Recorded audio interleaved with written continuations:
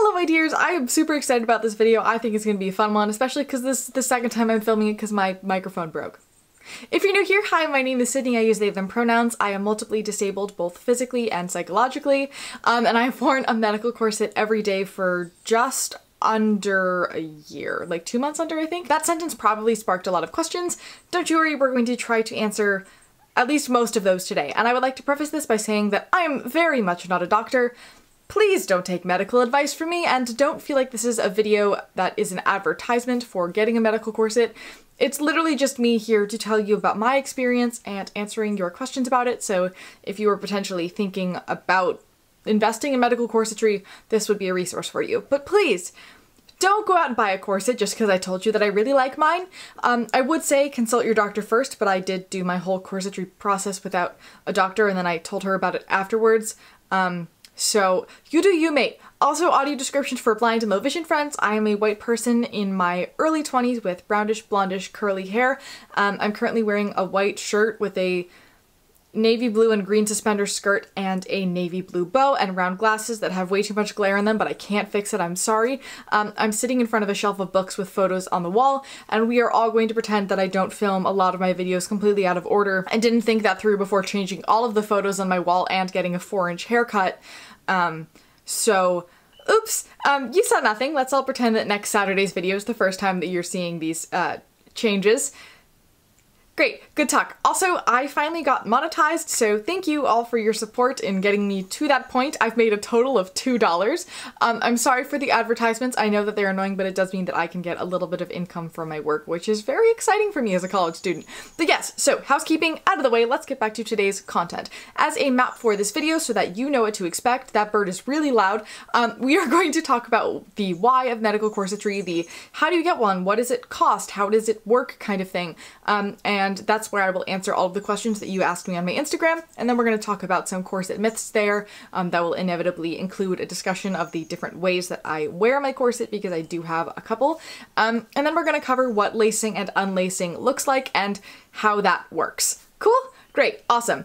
So, first question, why? That's a great question. Obviously, for every person, this is going to be different, but for me, I used to get a lot of physical therapy, literally just to help me sit up straighter because my terrible posture was causing like half of my chronic migraines, and no matter what I did, I simply couldn't fix it. And when I started dressing vintage, I suddenly had a lot of petticoats and belts and tight things around my waist, and my posture got a little bit better, but it was still pretty terrible, and that was unfortunate, but whatever, my constant need for shoulder and neck massages in order to function normally like a regular human wasn't too much of an issue, I guess. Another thing to add to that was the issue we didn't know about at the time, but I am hypermobile, so I inevitably contort by accident and in general find the weirdest positions to be comfortable, which is not on surface level an issue, but the amount of random dislocations and random pain that it caused me from sitting weirdly is really awful. Specifically, the sitting weird makes my hips kind of dislocate for a while sort of thing.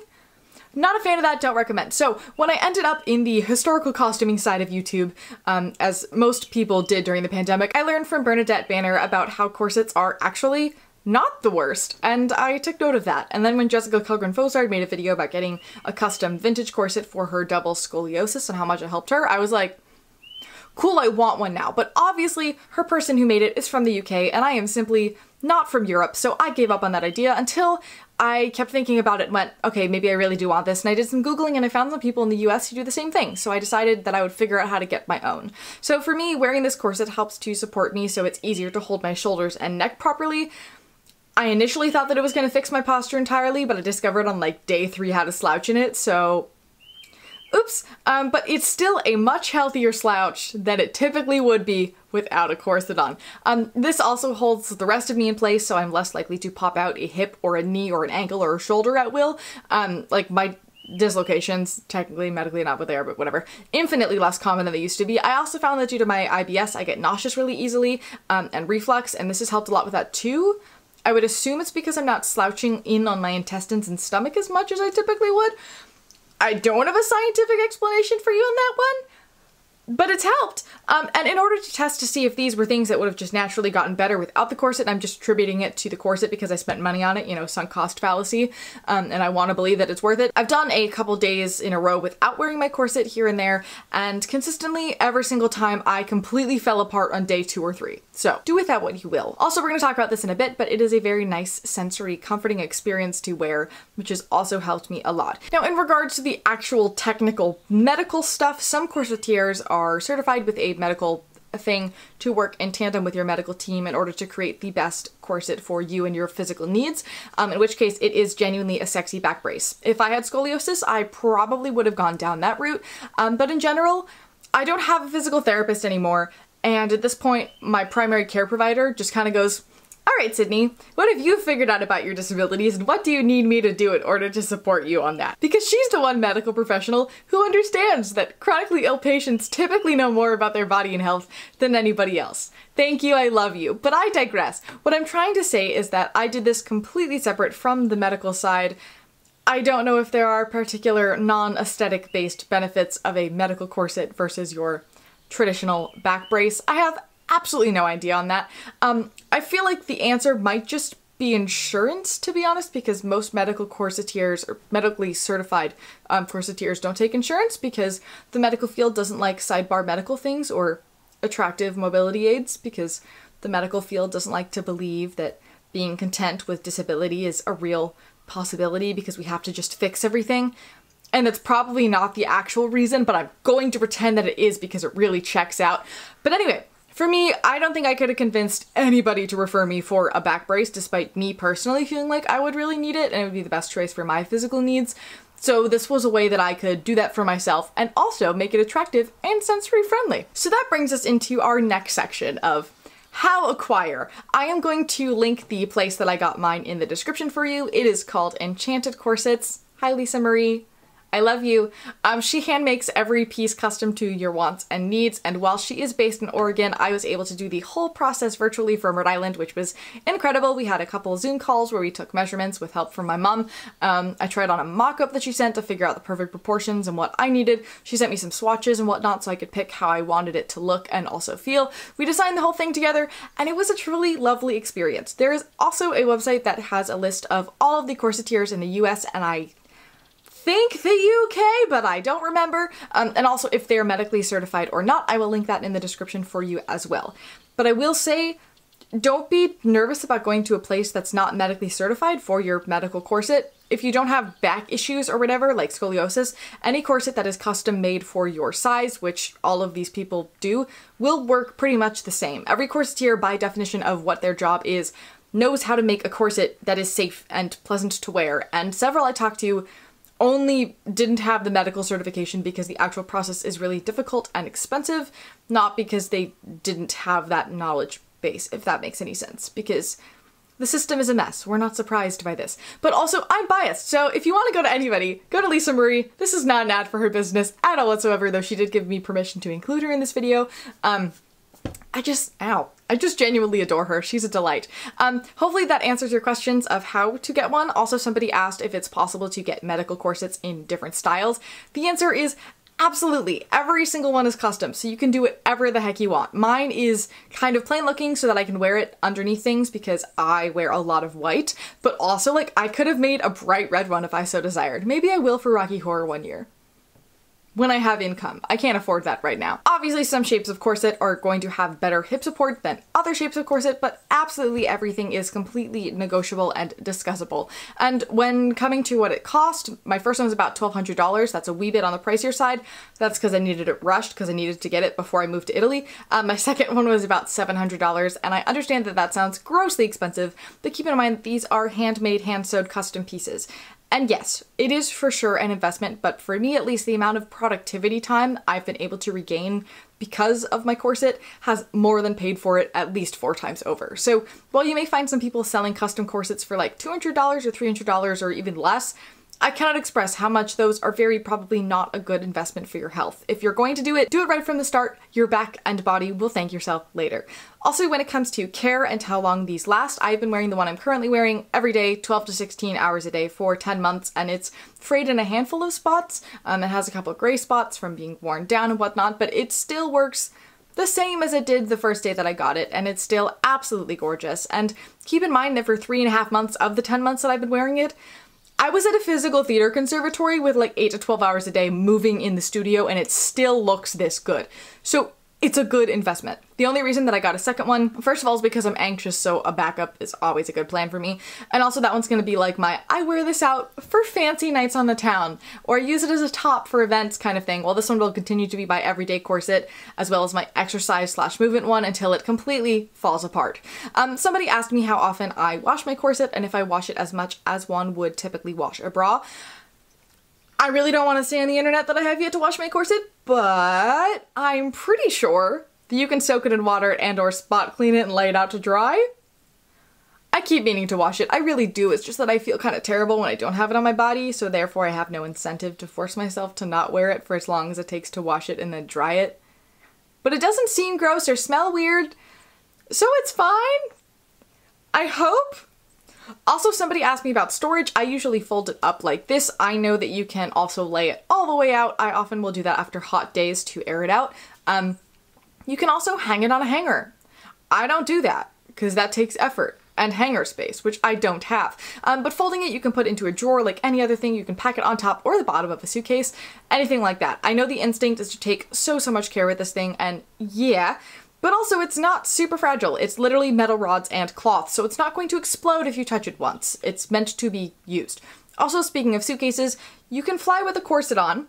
You will get a small pat down every time, but if you say beforehand, before you walk through the metal detector and be like, hey, I have a back brace, and it's gonna make your metal detector get very upset. They usually take it pretty well. I did have to get strip searched once. That was weird and also bad, but those TSA agents were there at 5 a.m. and clearly it was like their first day on the job. Also in Greece, they didn't understand what I was saying when I said back brace, and I was really stressed because they were freaking out, but then one of them said the Greek word for scoliosis, which is really similar to the word scoliosis, and I just went, yes! And then they were like, oh, okay, and then they let me go. But yeah, in general, corsets on public transportation, or even in cars, you'll discover that seats that are engineered to be comfortable to the body are not corset friendly. But I've tested that out too by doing the same trips, one way with a corset, one way without, on several different types of transportation. I was sore both ways, but much less sore with a corset on. So in regards to wearing my corset, I had a few people ask if I wear a bra with it or not, and how I adapt that for my masculine gender presentation, because gender fluidity and dysphoria does not understand back problems or medical needs. I'm going to try to answer those questions together because they kind of have the same answers. Typically I do wear a bra with my corset. I was told that most people don't.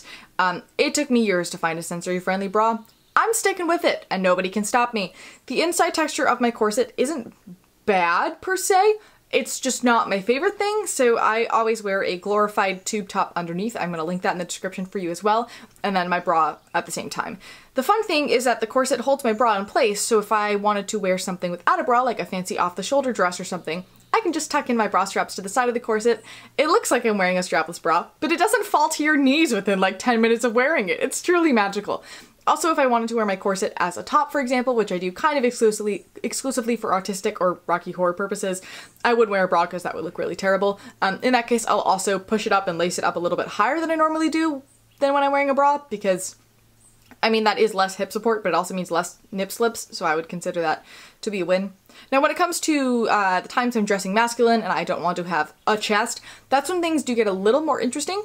One go-to for me is a tight sports bra plus corset laced a little bit on the lower side, and I lace the top a little tighter to make up for the lack of boob, and that seems to work all right.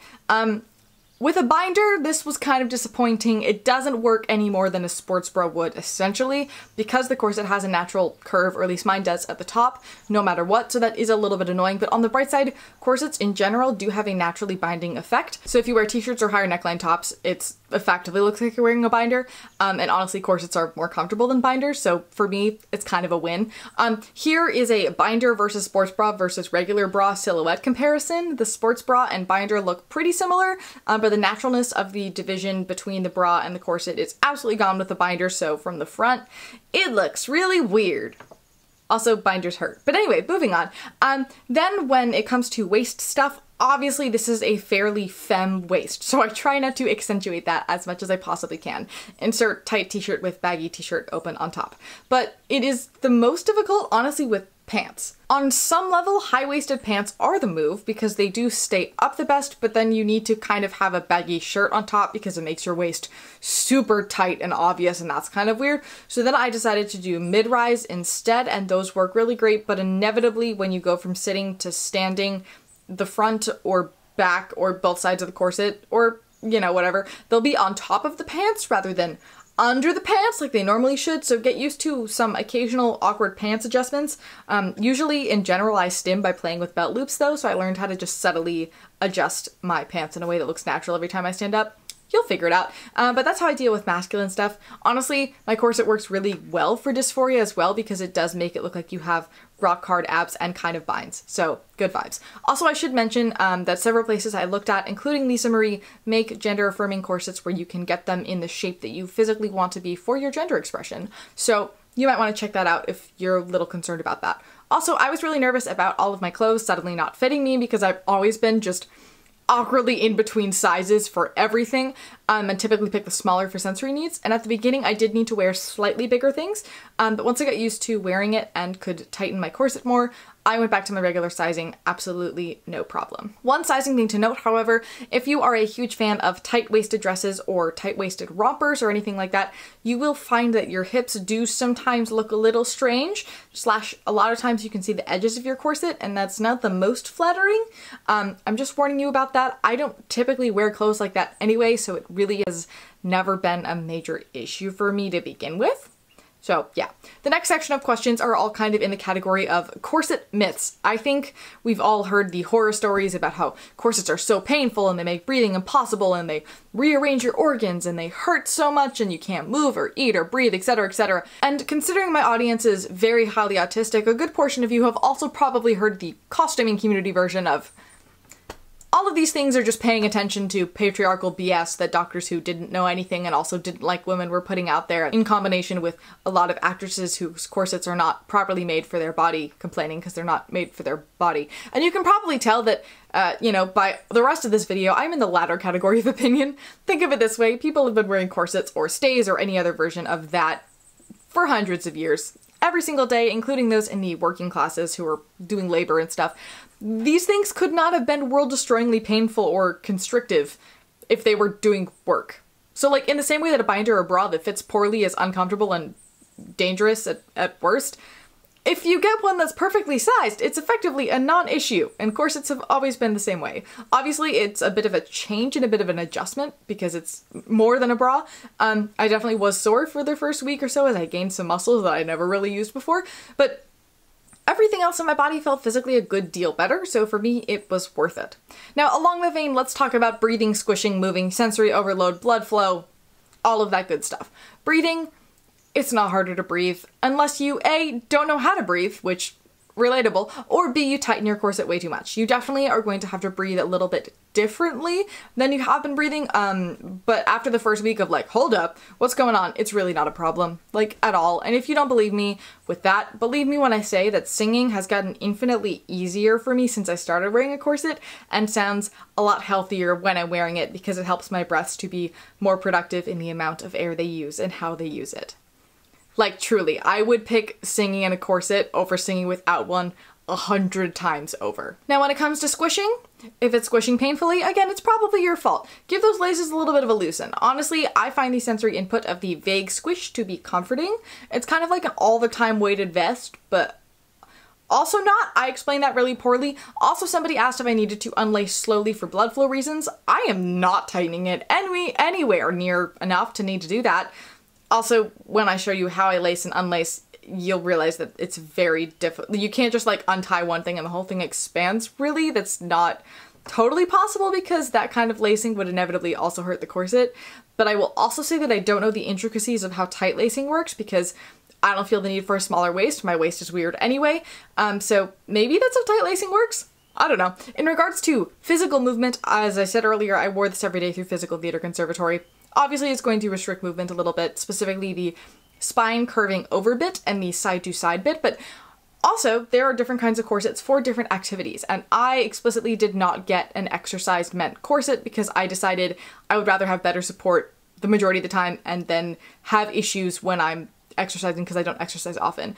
The corsets you see in Hamilton, for example, are more exercise corsets. Once I have a solid income, I will probably invest in one that's supportive and also flexible and dance friendly because I work in the theater, but in the meantime, because I have no money, I'm working on exercising both with and without my corset so I can get all of the muscle groups at least vaguely functional in case I want to do a non-corseted dance thing without totally destroying my body. And then the last question in this section was, isn't it really warm and do you wear it in the summer? The answer is yes, because the times when I least want to put it on my body are the times when I need it the most, because those are the times when I'm hot, when I have a migraine, when I'm exhausted, etc. That is when I am less likely to properly hold my spine and bones and whatnot together on my own, and that's when I'm probably going to do the most damage and be the most sore. So that is when I absolutely make sure, as much as I moan and groan, to put it on. It does get a little roasty toasty, but kind of in the same way that petticoats sometimes make you extra hot and sometimes cool you down.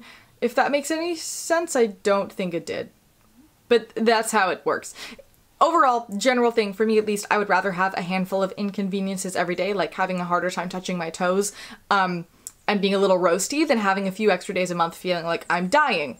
Though again, this is not an advertisement, don't take medical advice from me. I'm just sharing with you my experience for what I do. You do what you will. So yeah, let's talk about lacing. The cool thing about corsets is that rather than what you usually see in the media where all of the laces tie up at the bottom, that's really impractical. Like, a lot. So it's double laced and it meets in the middle typically. And that makes it so much easier to lace and unlace, to loosen one part and tighten the other, what have you. For example, if I'm bloating or on my period, I can just loosen the bottom a little bit. Or if I'm wearing a sports bra, I can tighten the top without impacting anything else. So first step of lacing is to put on the underlayer. You can wear that without an underlayer, as I said earlier. My sensory processing says no to that one. Also, I would assume that wearing an underlayer makes the piece last longer. I don't know about that one. But anyway, once it's all loosened, I'm going to latch it in the front and then I'm going to grab the bunny ears in the back. These are called bunny ears because they're the loops. They're where the laces end and they kind of look like bunny ears, I guess. You're going to pull those a little tight, but not too tight. When I was talking earlier about lacing it higher or lower, this is the point where I have about a centimeter or so of room where I can choose to scoot it up or down. Lower will give you better hip support, so I typically do that. I kind of really only scoot it higher when I'm wearing it for no bra fashion purposes. But anyway, so I'm gonna put those a little tight just to anchor things, and then I'm gonna start on one end and tighten all the way up or all the way down depending which end I go, and readjust the bunny ears continuously. If you pull the top of the loops, the bottom tightens and vice versa, which sounds like it makes no sense, but it's really intuitive when you physically start to just lace things yourself. By the way, the lacing process the first couple days took me like 20 minutes. Filming this took me 3 and I wasn't even looking at it. It's pretty quick, once you get used to it at least. So then you're gonna lace the other side, and then when you get to the middle, you're gonna pull the bunny ears tight. Then think about whether you think that this corset for right now is tight enough for your own physical liking. When I first got it, Lisa Marie told me to tighten it about 2 inches from grommet to grommet. I now typically eyeball it and usually tighten it more to about 1.5 inches for a little extra support because I'm kind of used to it. That's completely fine and safe, and I will keep adjusting it until it feels and looks right. To finish it off, you are going to tie a nice little square knot. If you didn't spend half your life at summer camp, that's right over left, left over right. You're welcome. And then I usually do a bow and then a double knotted bow afterwards to get all the ends kind of the same length for tucking. And then you're going to use your fingers as kind of a crochet hook and pull the laces through the bottom of your corset like this. And then in the original Here's How You Corset video that Lisa Marie sent me, she recommended pulling the laces under the corset so that you have a flat line in the back. I did that the first day and discovered that the texture of that is the worst. So I typically lace them kind of back through and I make a sort of blob. The tighter you pull your blob, the flatter this is going to look in the back. I'm going to be honest, I don't necessarily care anymore, so it often is just a blob that you can see through my skirt. And then I pull the liner up from the bottom so that it's easier to like exist. And then I get dressed and ta-da, corset. To unlace, it's the same process in reverse. Obviously, you're going to just pull the laces until it's loose enough that it kind of falls off on its own. When you do the front thing, which has a name that I forgot, and I'm sorry, you want zero tension to be in the corset, because if one of those grommets falls or breaks off, the pressure will be unevenly placed on the others, so it's very likely to break, and that's not good, because it's expensive, but it won't break if you don't do that. So it's worth the extra 5 minutes it takes to lace and unlace. And yeah, I think that's all of the possible things I could have covered on this topic. I will link some other medical corset related videos for you, or just regular corset related videos, in the description, as well as Lisa Marie's website and the map of the corseteers. And if you have any questions, feel free to put them into the comments and I will answer them to the best of my ability.